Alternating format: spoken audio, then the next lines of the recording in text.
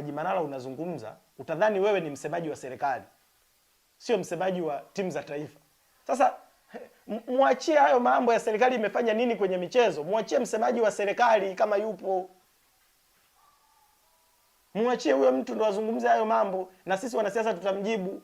Sasa kama umemwacha wewe, umejivika majukumu ya mtu mwingine unayasema, sisi tutakujibu. Sisi tutakujibu, yani ni lazima tukujibu, kwa sababu unafanya kazi ambayo sio kazi yako, na unafanya kazi ya siasa kwa kivuli cha mambo ya CCM, kwa kivuli cha kwamba wewe ni msemaji wa timu za taifa. Na umeenda mbali zaidi, unasema FIFA na CAF hawadili na siasa, hawajui mambo ya CCM, hawajui mambo ya siasa. Ni kweli FIFA na CAF hawadili na mambo ya siasa, lakini wanadili na haki za binadamu. Unapaswa kutambua, kukiwa mahali kuna uvunjifu wa haki za binadamu, lazima watachukua hatua dhidi ya hiyo michezo. Na unapaswa kuelewa kwamba uvunjifu wa haki za binadamu unaweza kuathiri hiyo michezo. Nimekutolea mfano wa nchi ambazo ziliathirika na uvunjifu wa haki za binadamu kwenye mataifa yao, ukaathiri michezo. Na Manara, nenda kasome, fuatilia msimamo wa mahakama ya kimataifa ya usuluhishi wa michezo, CAS. Nenda ukasome maamuzi mbalimbali ya CAS kuhusiana na uvunjifu wa haki za binadamu. CAS inasema nini kuhusiana na mataifa ambayo yatakuwa na uvunjifu wa binadamu, na FIFA au CAF kwenda kupeleka mashindano yake yoyote kwenye maeneo hayo. Kwa hiyo kuna muda mkiwa mnazungumza mambo yanayohusu michezo, msidhani kwamba wewe Haji Manara ndio unayejua kila kitu kuhusu michezo na mpira kwenye taifa hili. Wako Watanzania wengi wanafahamu mambo haya, wanayafuatilia na wanajua, kwa sababu mambo haya ni mambo yako kisheria, yako kiutaratibu. Na sisi wengine pia tunafuatilia, tunafahamu. Sasa huyu anayejiita msemaji wa timu za taifa anapaswa kuelewa hilo jambo. Lakini jambo lingine, kwanza mimi nashangaa, hivi mtu anayeitwa msemaji wa timu za taifa na wana michezo wote, wadau wa michezo kwenye taifa hili ni lazima wajue kwamba hivi ni nchi gani wamewahi kuwa na mtu anaitwa msemaji wa timu za taifa. Huu utaratibu wa kuwa na wasemaji wa michezo, msemaji wa timu za taifa, huu ni utaratibu umetokea wapi? Terms of reference za msemaji wa timu ya taifa, hivi kazi yake haswa ni nini? Anataka kusema nini? Anatakiwa kusema nini? Anatakiwa kuishia wapi ili tuachivu jambo gani? Ndio maana sasa tunakuwa na mtu anayejiita msemaji wa timu za taifa, anatumia cheo hicho kufanya siasa, kukisifia chama chake.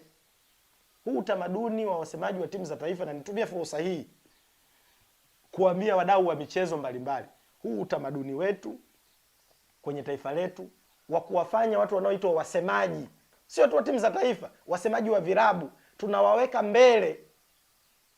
Siku hizi kwenye taifa letu tunawaweka wasemaji, yani wasemaji tunadhani ni taasisi au ni mtu muhimu sana kuliko hata wachezaji.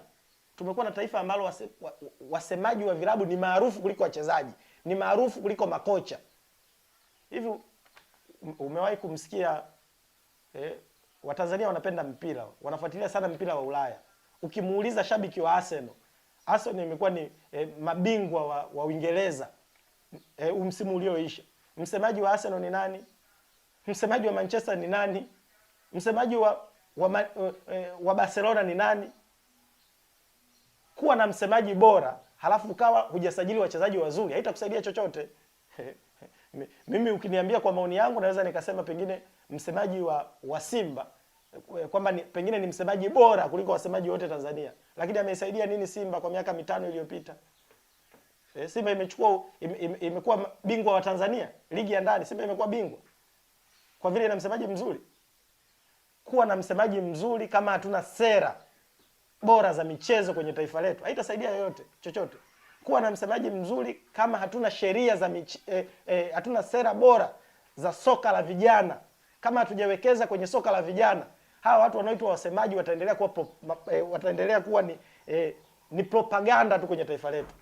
Tupo kwenye taifa ambalo hatujawekeza kwenye sports academy, kwa sababu ili usaidie kusema kwamba imetolewa ndege, timu za taifa zimepandishwa ndege, kusema kuna goli la mama, hiyo haitasaidia chochote kwenye mpira wa taifa hili kama tunafanya mabadiliko ya kisera na kimfumo kwenye mpira wa taifa hili. Mataifa yote yaliyoendelea kwenye mpira yamewekeza kwenye soka la vijana. Wewe unajiita msemaji wa timu za taifa, badala uzungumzie uwekezaji wa hiyo inayoitwa serikali kwenye michezo ni upi, au serikali imefanya nini jambo linalohusu mifumo na sera za michezo.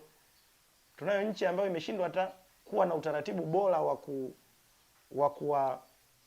wa kutengeneza shule na vyuo vya kufundisha marefali. Leo Tanzania inaagiza marefali Misri wakuja kuchezesha mechi ya Simba na Yanga. Yaani katika Watanzania milioni 60 tumekosa Mtanzania mmoja tu au watatu, wanne, watano wa kuchezesha mechi ya Simba na Yanga.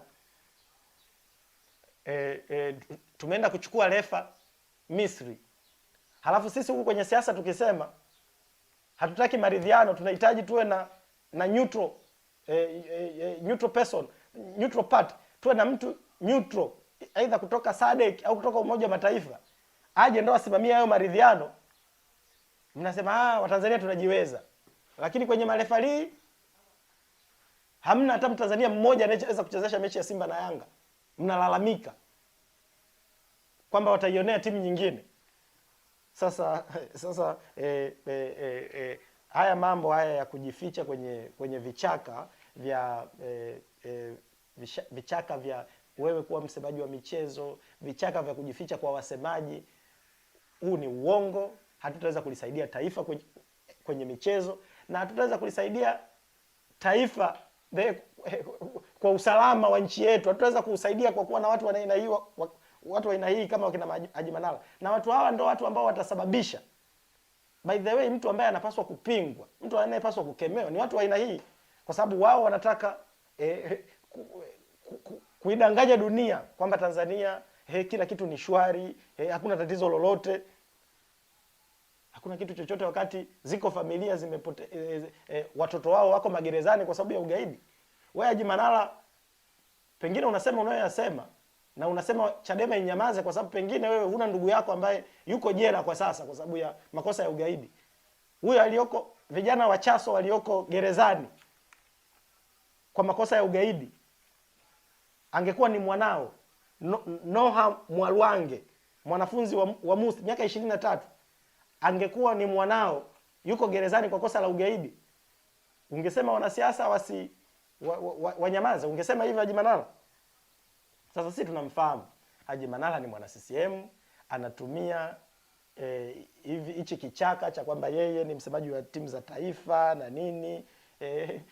Kile ni kinyago alichokivaa Haji Manara kwamba yeye ni msemaji wa timu za taifa. Hicho ni kinyago. Ndio maana kwenye hotuba yake kuanzia mwanzo mpaka mwisho, serikali serikali serikali serikali, rais, utashi wa kisiasa. Na ukijua hayo ameyasema jana tu. Leo ukienda kwenye peji yake ameweka tangazo utekelezaji wa ilani ya Chama cha Mapinduzi, ameweka na nguo zake za CCM, anaenda kwenye ziara za Chama cha Mapinduzi. Yaani jana anatuambia wanasiasa tunyamaze, tukae kimya. Leo yeye kesharudi kwenye akili yake sasa. Yaani yule ndo yeye sasa. Huo mgogoro wa maslahi ulionao wewe wakuwa mwana CCM alafu kuja kuambia wanasiasa wanyamaze, huo ni mgogoro. Sisi hatuwezi kukusikiliza. Huna hiyo moral authority ya kuwashawishi ya kuwashauri wanasiasa. Huo ushauri wako tumeukataa, hatutaki, hatuusikilizi. Na watu wa aina yako wataipeleka michezo kwenye taifa letu kubaya sana, kubaya sana. Na sisi ni lazima Haji Manara na watu wa aina yake ni lazima tuwakemee. Kosa letu sisi ni nini? Kwamba kama eti wewe ni baba, una mtoto pale nyumbani kwako, ukasema mimi namuua mwanangu kwa sababu ni mwanangu namuua. Dunia haitakubali. Dunia haitakubali. Hata kama ni mwanao, kama kuna uvunjifu wa haki za binadamu, na sisi Chadema tunanyamaza. Jambo lolote linalohusu uvunjifu wa haki za binadamu tutalisema. Sio tu kuambia FIFA, tutawaambia FIFA, tutawaambia CAF, yoyote ambaye tunaamini atashiriki kuhakikisha kuwaambia hawa watawala wanaowaonea watu, wanaowaonea vijana wa Tanzania, wanaowaonea vijana wa Chaso, yoyote ambaye tutaamini anaweza kutusaidia katika mapambano haya, sisi tutamshtakia. Ukisikia uonevu unaupinga na unamshtakia yoyote unayedhani atakuwa ni sehemu ya kuyaddress mambo haya. Kwa hiyo hakuna mtu yoyote ambaye anaweza akaturudisha nyuma kwenye msimamo wetu huu na kuielezea dunia kuhusiana na nini kinachoendelea Tanzania, na tunaendelea kutoa wito kwa Watanzania wote tupinge huu utamaduni na huu utaratibu wa kuwasingizia Watanzania wenzetu, vijana wadogo, tunatengeneza chuki kwenye taifa, kuwashtaki watu kwa makosa ya ugaidi. Kwa hiyo baraza la vijana wa Chadema tutoe wito kwa Watanzania wote, kwa wadau mbalimbali, vyama, chama cha shirikisho la soka la mpira wa miguu Tanzania, kwamba kwa pamoja tushirikiane kupinga na kukemea huu utaratibu ulioanza kumea kwenye taifa letu wa kusingizia watu makosa ya ugaidi, wa kuhubiri ugaidi na wa kuona tu mtu yoyote anaweza akasingiziwa ugaidi. Na kwa maneno mengine, tunachokifanya Chadema, tunachokifanya wanasiasa ni kutaka kusaidia michezo, kwa sababu mambo haya ya kwamba Tanzania kuna ugaidi, hata kama Chadema tusiposema, hata tukinyamaza, FIFA wana namna yao, CAF wana namna yao kutafiti, kufanya tathmini na kuangalia nini kinaendelea. Kwa mtajidanganya mkidhani Chadema wakinyamaza FIFA na CAF hawataweza kuchukua hatua. Na watu aina ya Haji Manara wakituchokonoa watatukuta, tutawajibu na tutaelezea mambo haya. Hatutakubali propaganda zao waseme mambo haya wanayoyasema, alafu sisi tukanyamaza. Na mimi pia ni declare to interest. Watu kama wakina Haji Manara wasidhani wao ndio wanaojua soka kuliko mtu yoyote huku kwenye nchi. Mimi ni declare interest. Mimi ni mwanasheria, na miongoni mwa eneo ambalo linanipa ugali wangu ni pamoja na michezo. Mimi nafanya kazi na wachezaji mbalimbali, nasimamia mikataba yao kwenye taifa hili. Sasa ukianza kusema kuhusu michezo, yani wote sisi ni wadau wa michezo, wote tunapenda michezo. Mimi nimesomeshwa na mpira wa miguu, mimi ni mnufaika wa mpira wa miguu. Kwenye hili taifa ziko shule chache sana Tanzania ambazo zinawasomesha talent. Uwezo wa mtoto kucheza mpira unamsomesha, unamlipia ada. Sasa hiyo itakuwa ni mada ya siku nyingine. Mimi ni miongoni mwa Watanzania wachache ambao nimesoma form 1 mpaka form 6 nikiwa mnufaika wa kipaji wa kucheza mpira. Baadaye nilikuja kuachana na mambo ya mpira kwa sababu niliona namna ya mifumo yetu ya nchi yetu na namna ambavyo maslahi ya wachezaji yakoje. Hiyo ni mada ya siku nyingine, nikaamua kufuata njia nyingine. Kwa hiyo Haji Manara, usidhani wewe ni Mtanzania pekee unaweza kutuhubiria mambo ya mpira na michezo alafu sisi wengine tukanyamaza tukakusikiliza. Mara baada ya kusema hayo, na washukuruni sana kwa kunisikiliza. Kama kutakuwa na maswali labda nafikiri tutayapokea. Asante sana. Asante sana mwenyekiti kwa tafakari nzuri hiyo ambayo ninaamini Watanzania wote wameielewa, ikiwa ni